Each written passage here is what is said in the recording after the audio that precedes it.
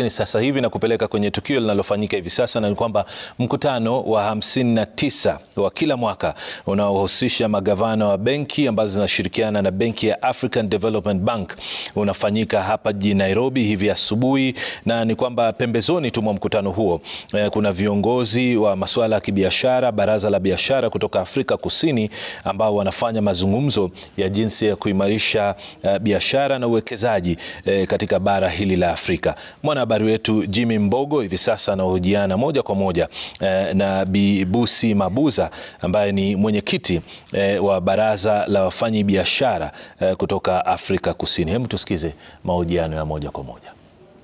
Ms. Busi, thank you so much for making time to be on Citizen TV. Now, we know that there are a lot of conversations that are going to happen on the sidelines of this AFDB meeting. And I want to know, what are some of the areas that these conversations are going to focus on? So this morning, thank you so much for the opportunity. It's so wonderful to be back in Nairobi. This morning, we were focusing on the opportunity that BRICS Plus presents to us as the African continent, especially in the context of the African Continental Free Trade Area.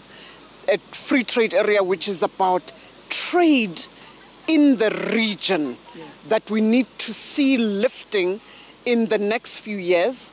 And we believe that if we can attract partners such as the BRICS nations, who are formidable in terms of the size of their economies, the growth rate of their economies, and of course their consumer markets, will be able to ensure that the African continent moves away from trading raw material towards adding value on the continent, so that the trade can be a little more balanced than we're seeing at the moment. All right, Lucy, of course, last year what we saw in South Africa is that the BRICS family expanded, and we just want to know, in terms of volume, particularly when you look at trade, what has been the impact of these new countries that joined the BRICS?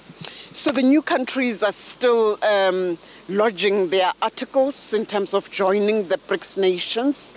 What you will see now is a step up of engagement, both at a bilateral and a multilateral level.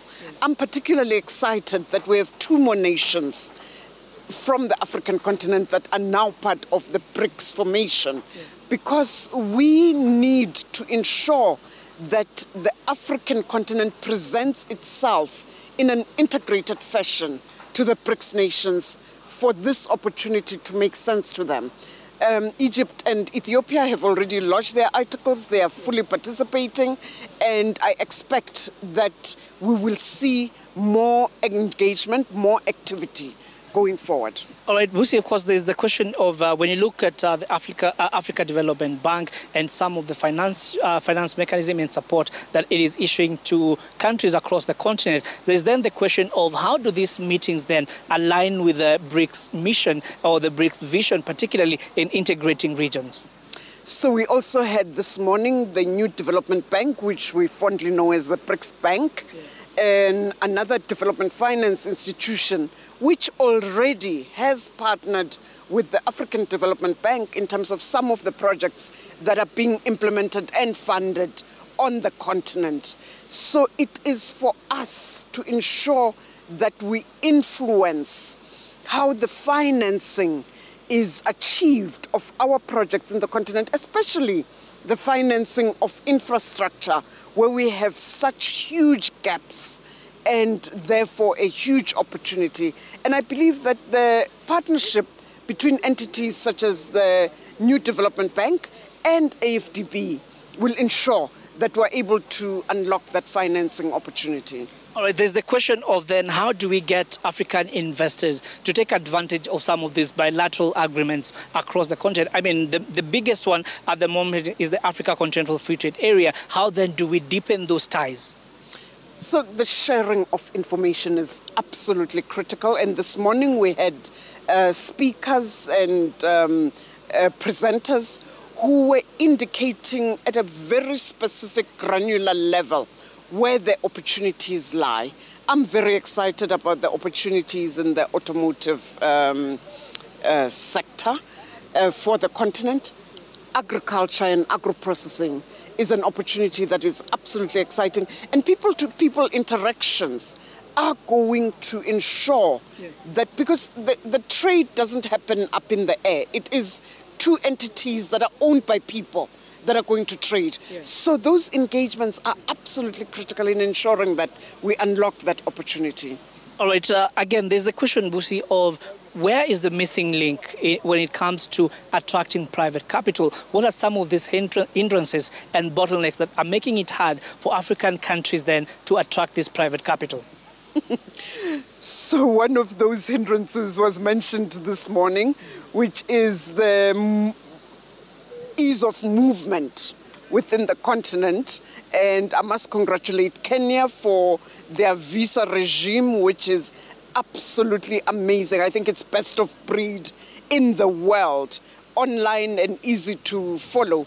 We need to ensure that business people do not have too many obstacles for them to be able to come into the countries and engage with our counterparts on the opportunities. So that's one hindrance. The other one is, of course, access to information, as I've indicated.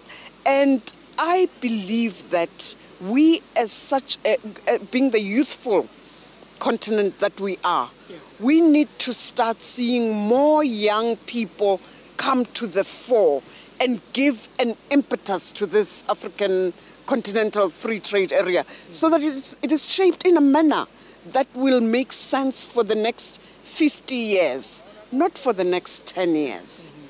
There's, again, when you attend some of these conferences, the one conversation that you will likely hear, and I will be surprised if you don't hear about it this time, is the question of these low-lying fruits that Africa can take advantage of. But then when you look at some of these countries, we are still not taking advantage of these low-lying fruits. What is our problem, Busi? Look, we are taking advantage. Maybe we don't communicate our wins so much. So I think we need to, first of all, acknowledge the wins. I'm delighted that the African Development Bank annual meetings is taking place here at the KICC. Soon after, the president called on investors to come and help revamp the KICC.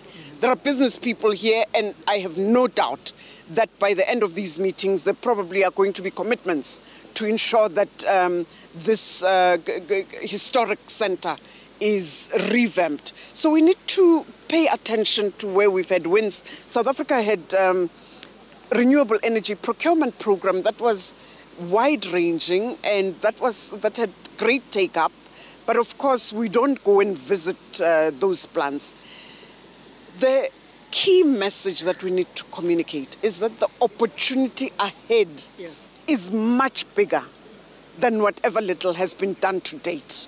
So we need to gain speed, gain energy, and make sure that we are pushing forward relentlessly.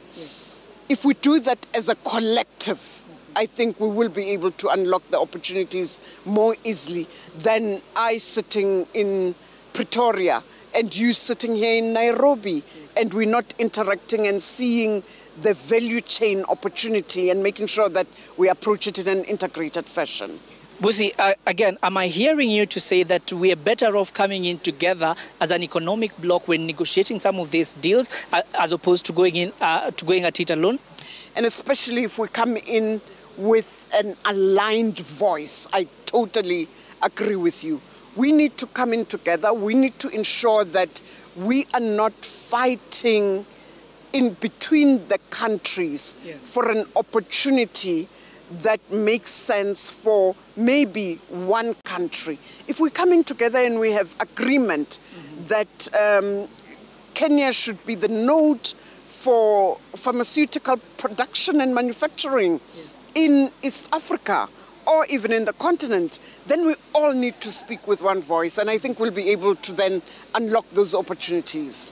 All right, lastly, before I let you go, and of course, just looking at the continental trade and looking at some of these economic blocks, for instance, BRICS, there's the question of then how do we make sure that we take advantage of the ACF, Africa Continental Free Trade Area, and also economic blocks such as BRICS. When you look at ECOWAS, how do we then integrate all these economic blocks to ensure that we increase the volume of trade? And just looking at how then does that benefit and trickle down to the population?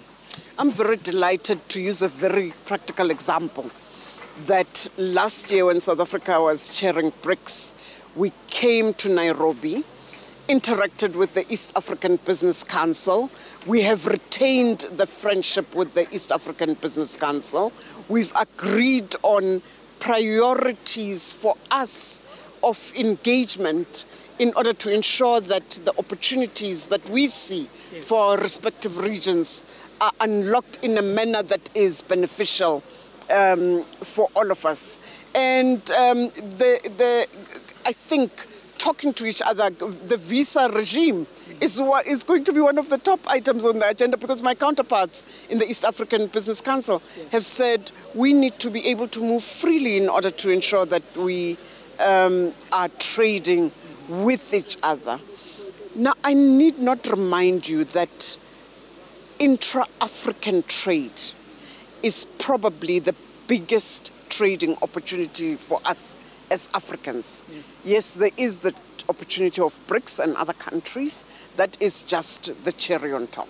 All right, so you've talked about the visa regime, particularly across the continent, and this is something that even came up during the CEO's forum in Rwanda just about 2 weeks ago. So this is clearly a major issue. But apart from that, what are some of the other trade issues that you would want to see addressed during some of this, the meetings that will be going on the sidelines? A number of barriers, of course, are under discussion, especially the non-tariff barriers. The tariff barriers are easier to deal with because our revenue agencies can be approached. Our countries, the countries that have signed up onto the African Continental Trade Area, need to ensure that those tariff barriers are actually dealt with swiftly. But the non-tariff barriers, such as standards that don't talk to each other, are things that need to be addressed. And those impact sectors across the board. Agro-processing, they impact sectors such as pharmaceuticals. And those discussions at industry level are continuing. It is important that we put a sense of urgency in dealing with those. All right, thank you so much, Ms. Busi. And I believe you're saying Ngiyabonga.